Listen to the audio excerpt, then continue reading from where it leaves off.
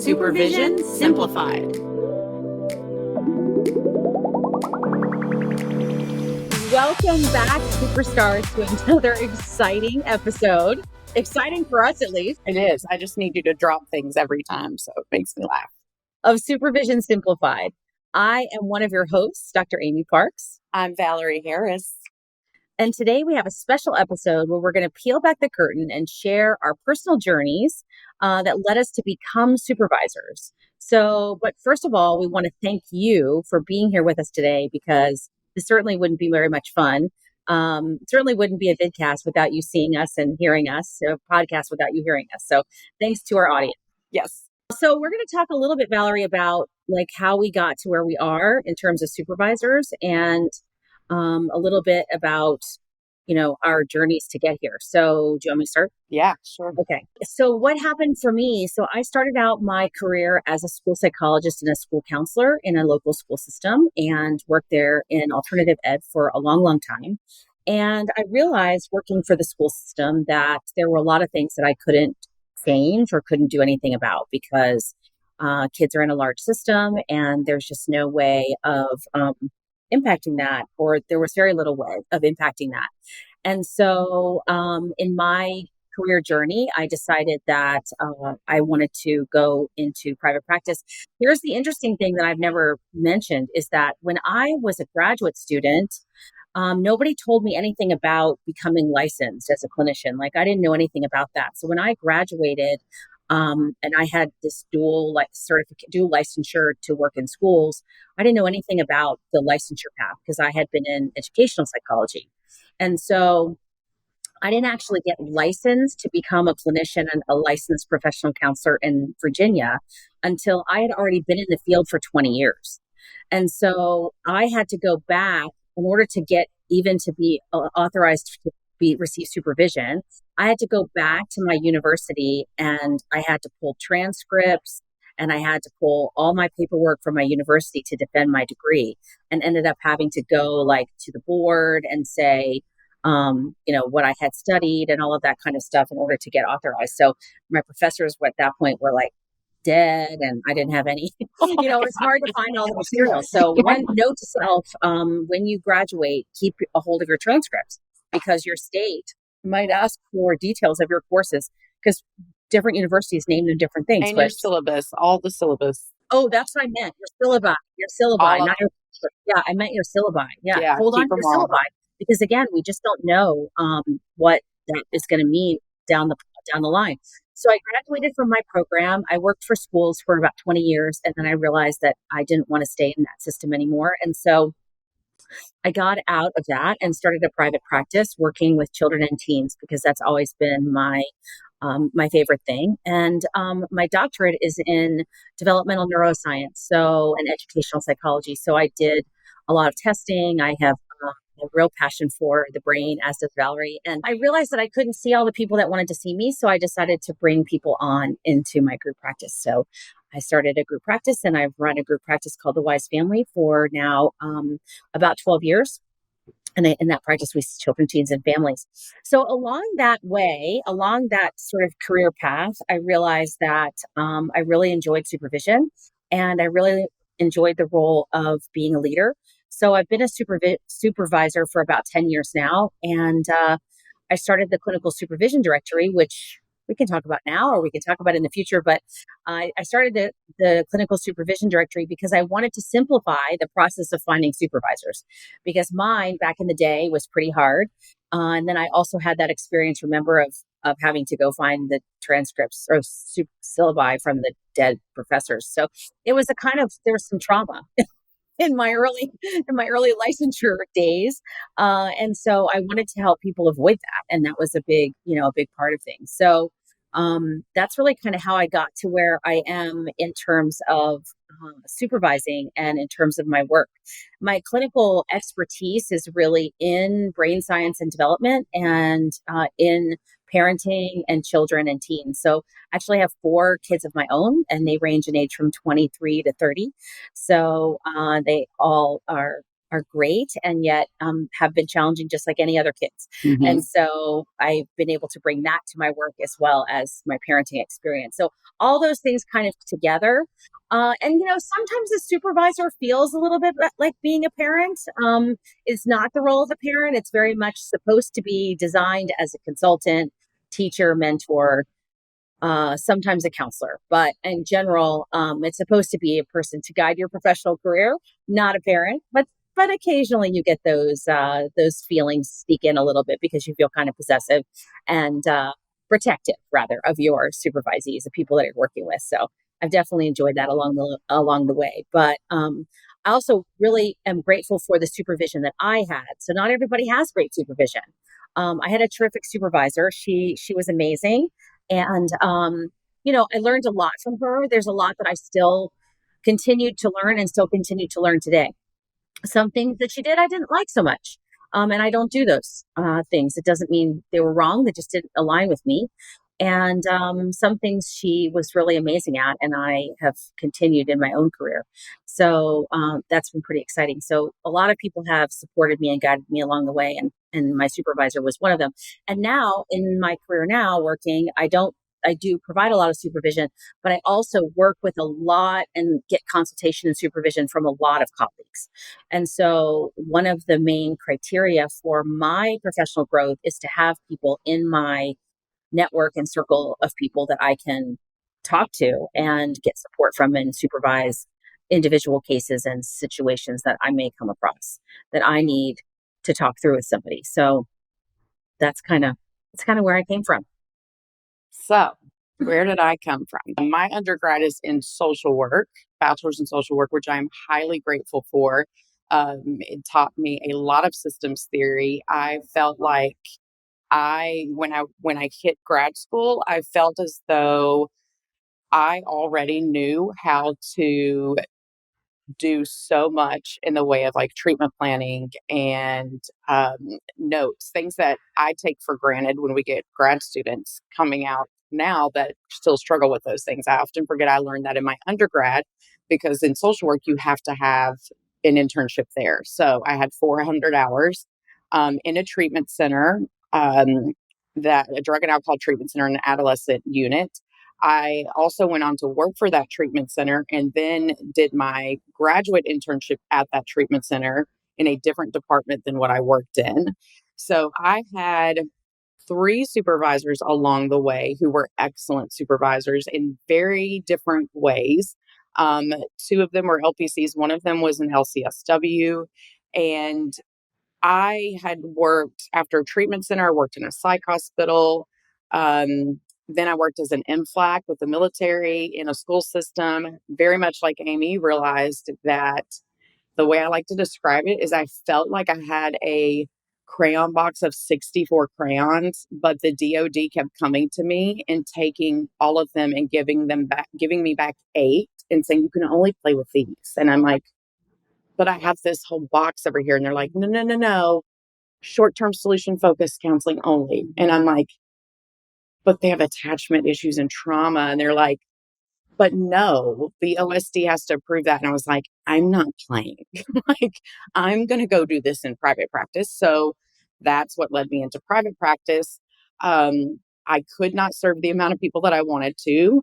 What I learned very quickly is that I did not know enough about trauma. And so I sought robust training, lots of consultation, spent lots of money to get there. And realized even then that people were staying longer than I anticipated and they were coming by the droves to come to get in. And I didn't have anywhere to refer them. Most of the places I could have referred them were already full. And so as a girl who runs with Jesus, I was like, I mean, in the Bible, Jesus multiplied. So I'm just going to use this principle of multiplication. So I thought if I just get some students, I love to teach, but I did not love grading papers. And I had taught before, did not love grading papers. Did not, but I absolutely love teaching. And so the idea was just multiplication. Like, let me take students, let's see how this works. I also didn't know anything about hiring people. Thought that would be a little risky to just hire somebody if you didn't even know if you like them yet. Like, that's weird for me. It was weird. So I'm very relational. So I ended up with an intern and I was like, let's see how this goes. And it went really well. And I was like, I don't know if I'm actually going to keep her. We'll just see how this goes. Within like 2 weeks, I'm like, I can't let her go if she wants to stay because she's amazing. And I love doing this work. Like you said, there were things about, from a supervision standpoint, there were things that my supervisors did that I don't do, but I now know that there were times I tried to do those things, probably from an impostery place, like as a therapist, not necessarily as a supervisor. Um, but I think that once you understand and learn what those things look like on you, you're able to take the things that supervision has given you or other educators, and you actually learn, or I've learned that I am led better by people who have different skills than me and have different strengths, and they're complementary to mine. And so it would make sense that I won't look like them, but I might be a better version of me because of the parts of me they awakened in that process. And that's what I feel like they contributed. I was always this big ball of energy that went, but I am now a more mindful ball of energy, and I can channel some of that creativity and those ideas in a way that gets traction versus a way that just goes on this endless path that leads to nowhere. That is such, I have to interrupt you because it's such a powerful statement. The idea that these people that were your supervisors really shaped you in ways that you didn't anticipate you needed to be shaped. And now you are seeing, looking back, that even if you had resistance at the time, which you may or may not have had, like you see how they saw, the future of Valarie and how you could be as a clinician. And that is one of the key um, qualities and skill sets of a good supervisor, is to be able to have a vision for you that maybe you don't even see yet and hold that. So like I often say, like, I believe in you even when you don't believe in yourself, because the idea is like, I'm holding a vision for you and I can see this for you. So I'm going to future cast this idea for you. And that's exactly what happened to you, which is so cool. It is. And here's something I think is cool from a replication standpoint. So when I've had students that I'm supervising who are more like me, we can get more gridlocked in certain ways. And our personalities were so similar at times that we can just be so likable together that we cannot do we can just get like almost in the same thinking patterns. And so, in those situations, I can lean to other consultants or even think of my past supervisors and think of ways and think of how they may present in these situations and embody that. And then the other replication of that is when supervisees bring things to you that are so new and complex that you didn't experience in your own supervision. And you may not have a resource yet because we don't have a lot of like community between supervisors. And so they actually refine and bring out parts of you because they believe in you. And so these students and or pre-licensed professionals or temp licensed, they're trusting you with this information and these parts of their journey because they trust in you and who you are as a clinician, and they bring these things to you with such vulnerability that you dig deep, and then it awakens these parts of you as a leader that you didn't even know were there. And so it's kind of like how Yalom talks about the gift that your clients give you, your supervisees give you such a gift. um, and it's such a beautiful relational dance. I feel like Sue Johnson would really love to study this, but we don't all go to the bar. So I don't know that she could, because that's where she studied relationships. But she's welcome to my practice if anyone knows her to study our supervisory relationships. Yeah, that would be a really exciting thing to look at. And you're putting out, I think, another part of supervision that I think is really inspiring. And that is the idea that somebody can really connect with you in a way that brings out your vulnerability, but also like inspires you to be a better you. So I think that can be really, really exciting too. So we should probably just be asking each other questions, and about what your experiences were, because I don't even know all the answers to this. But so, like, do you remember your first supervisee? Who was your first person you supervised? Do you remember? She was my first intern, and she is now the assistant clinical director of my practice. Interesting. So interesting too. And here's a funny thing about her, because she will let me share this. I know she will. So I really learned in my own supervision process that there were times where we met for an hour. There were other times where, because I was getting on the fly supervision, you can create 15 minutes here, 15 minutes here within a week's time of case consultation that adds up to an hour of supervision, you know. So she was in her practicum and did not have clients yet and was observing, but she is a very solid Enneagram 1 with a high 6.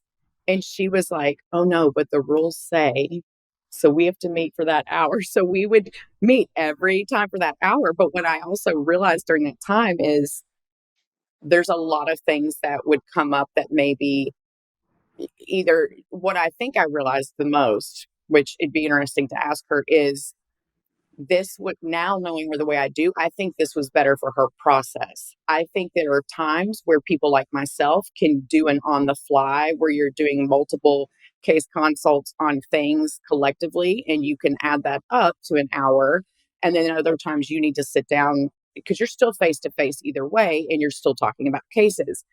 But her process is different from mine. And so she wanted to be able to take those notes to kind of collect all the things she wanted to come with, and that worked better for her.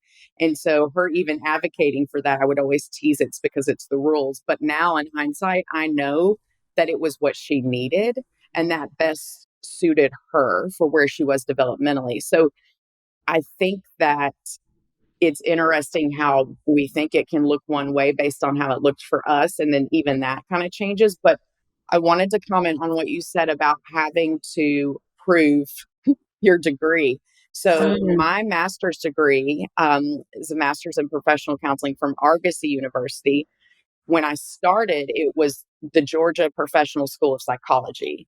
So I had taken several of my courses, probably the first 4, from Atlanta and in Atlanta at times. But then they merged with Argosy, and then Argosy became Nashville had a satellite campus, and that's where the degree was commenced. We were told they were going through K-CREP accreditation, and that our class would be the first one to be a K-CREP accredited class. It was not the first one. I think it was the one after ours, or maybe it was the first one. I did double up on classes and graduate a semester early. So maybe it wasn't on me. But either way, maybe I'm the one that messed it up. But either way, when I went into private practice, at first I started taking certain insurances, and all the language was all updated to KCREP. And I was like, oh no, I may not be able to get paneled with some of these because it's not KCREP. So I had to send in all the things that where they were accredited, the different bodies they were accredited. I think TRICARE took like 9 months to get certified through them because of that. And they needed to see all those courses and that they fit the KCREP standard. So, and when I was in grad school, because Tennessee has such rigorous requirements, we had people coming from other states who were in my classes who had been in private practice running their own practice for 5 or more years, but they were moving to Tennessee and could not get licensed because they didn't have enough credit hours. Mm-hmm. All the things they just don't tell you. Right. Well, there's a lot. I mean, and, we'll talk in future episodes about all the things that, your supervisor needs to know. But supervisors, need to be really well resourced, because there's a lot that you don't learn in graduate school. And as an early career supervisee, there's a lot you don't know about this world and this language. And each individual state has different laws and different requirements, as the clinical supervision directory well knows. And so it's become very complicated to be licensed in this field. And it's really unfortunate, because it's keeping people, it's a real the complications that are part of the system, sort of what we both experienced when we worked in schools, the complications that are part of the system are now really harming to some extent the people that are coming into the field, which then by the nature of our work harms the community because we're not ready. Or the loophole. Yeah, the loopholes. And yeah, the loopholes are problematic too, which we'll talk about. But not having enough career ready counselors who have been well trained by professional supervisors on the ground should be what keeps every national association and every university in the US up at night. Agreed. And well trained supervisors. Well, right. So well trained supervisors is the answer to the nightmares, right? So if you have well trained supervisors that are at the ready, then you've got people who can get them on the ground quickly. But if you're not even paying attention to the systems that are keeping people apart or keeping people from reaching those well-trained supervisors, or making supervision training so difficult to find and challenging to get, then we're not pairing supervisors with supervisors for a certain period of time, a seasoned supervisor with a new supervisor. Like, why would we do that with a student who's becoming a clinician, but we don't do that with a new supervisor? Just because you have 5 years of experience in Tennessee treating clients, you're now ready to supervise. I object. I object. I had way more to learn and had to take way more than 12 hours and spend way more in consulting to get where I am now versus where I started. And so interesting. So in Virginia, you have 20 hours of supervision training. So to become a supervisor, and then there's no requirement to keep those 20 hours current. So we do have to keep some current. We still have to do our licensure stuff, but not the supervision stuff. But many feel social work in a lot of states, for example, just allows you to be working in the field for a couple of years and then you can become a supervisor. So by nature of that sort of system, it says basically if you are a clinician and you've been working in the field for a certain period of time, no matter where the setting is, by nature, then you are automatically qualified to be a supervisor. And so that's negating the resourcing, the leadership, the ethics and legal staff parts of all of that kind of thing. The changes to the field. The what? All the changes to the field. I default to thinking, I forget where I learned the things that I learned.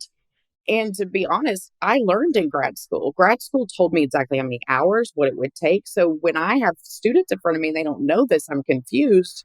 Oh, tons of schools don't do any of that. Because I thought that all of that came part of so it's things like that where having a pairing with another supervisor, they would tell you, just like you tell me, oh no, that does not happen a lot. I've been doing this a long time. And then I would go, oh, I need to really step up there then. Yeah.